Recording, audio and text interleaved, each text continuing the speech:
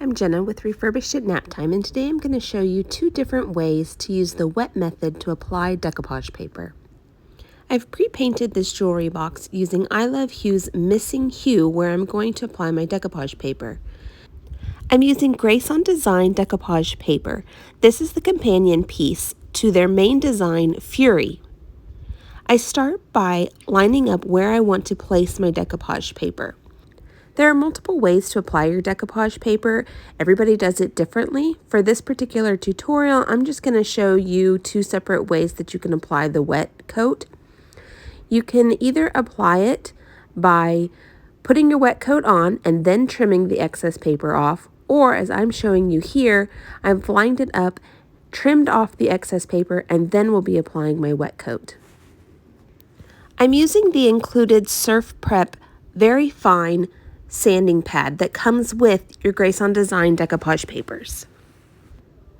By getting a really good hard edge, it will make it a lot easier for me to cut the paper and know exactly where I need to cut with the scissors. As you can see, even in this video, the line that I made simply by using that sanding sponge, and then I go in with my scissors and I can tell exactly where my lines ended so that it lines up perfectly on my box.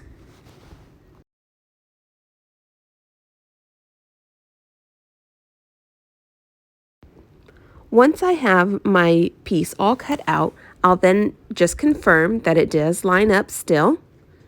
And you can see that it does. I'll go in and trim off the extra on the back of the page that I didn't cut previously. And then I'll start applying my wet clear coat. This is what will make the decoupage paper adhere to the box and what also keeps it intact over time.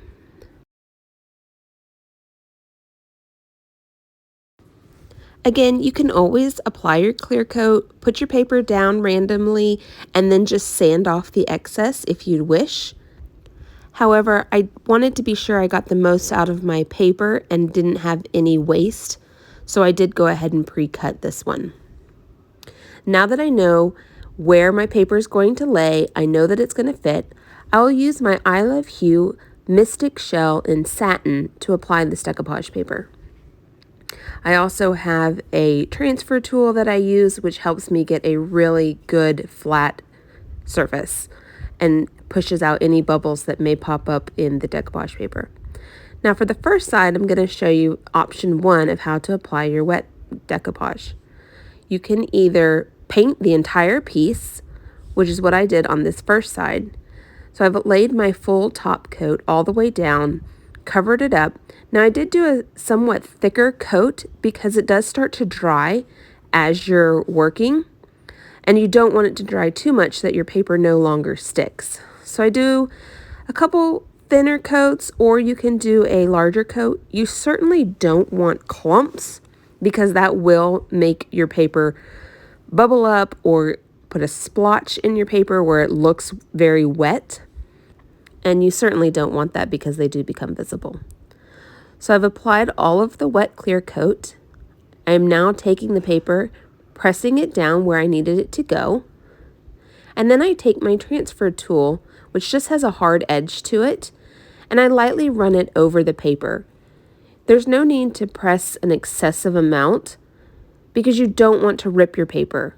Grace on Design papers are very sturdy, so they can be lifted up and reapplied if you don't happen to put it where you need it the first time. But I definitely don't recommend that you press hard with any tool on top of it because you could possibly rip it if you go too hard. I noticed a spot that had already started to dry, so I simply lifted up the edge, applied more clear coat, and then just pressed it back down. Again, I run over it a couple of times with my transfer tool. Anytime you lift up the paper, that allows air to get back underneath it, so you do want to press that back out and ensure that you got all of the bubbles out.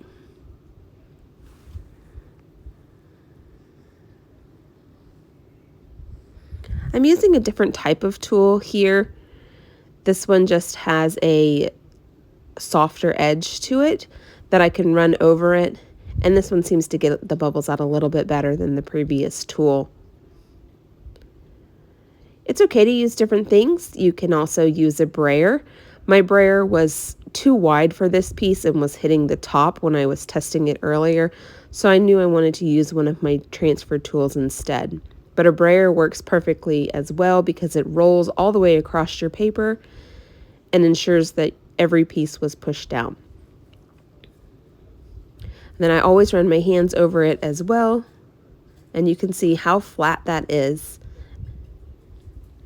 Now on the opposite side, I've already pre-cut. I didn't want to show you that again. So I've got it lined up where I want it to go. For this side, I'm going to show you a different option of how to apply the wet method. Instead of applying the clear coat all at once, I'm going to work in stages. So I'm going to paint this one section, and then I'll lay my paper down, press it all out, and then come back and work another section. It's totally up to you how you want to do it. If you're working on a large piece, you may want to use this method instead so that your clear coat doesn't completely dry out by the time you're ready to apply your decoupage paper. So I've applied the clear coat, pushed my paper down, and then I used my tool to push out any bubbles. You can see there that some of the clear coat popped out of the bottom. That's perfectly fine. You kind of want that to happen. That means that you got that paper pressed down just how you needed it and there are no bubbles underneath it. Then I'll use my fingers and press it back over. Now I'm going to just peel it back, and I peel it back far enough into where I actually just applied it. That way I don't have a line that didn't receive any clear coat. I then come back and just continue to press with my transfer tools to make sure that I've pushed every little part down. And every time that I lift it up, again, I'll pull it back into what I just pressed down so that there's no gaps. If you do have any gaps, this will allow air to come underneath the decoupage paper and you will get a bubble. You can always fix a bubble by using a very, very small needle and syringe and push a little bit of that clear coat back underneath it. This method is great if you're working on very large projects. It's great if you want to work on a smaller project like I'm doing here. It's totally up to you how you decide to do it. There's no right or wrong. You just want to be sure that you put enough clear coat on to make your paper stick.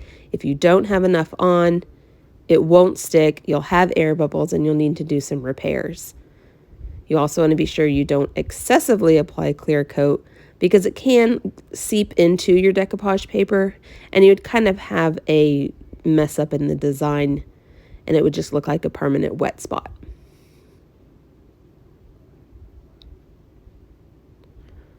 Once I have my sides all done, I'll go in, apply clear coat at the very top, and fold over my edges.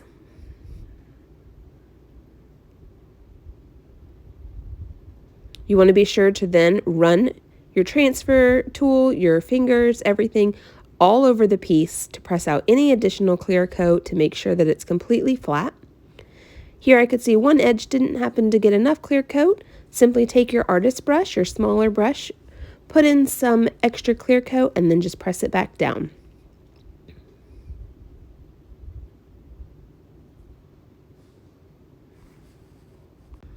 It's beneficial to move around your piece or either move your piece around you to see if there might be any air pockets under the paper. Sometimes your lighting can make it difficult to see.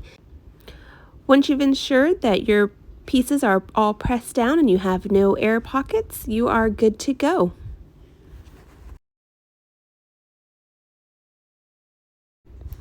Here's the finished result and you can see no bubbles.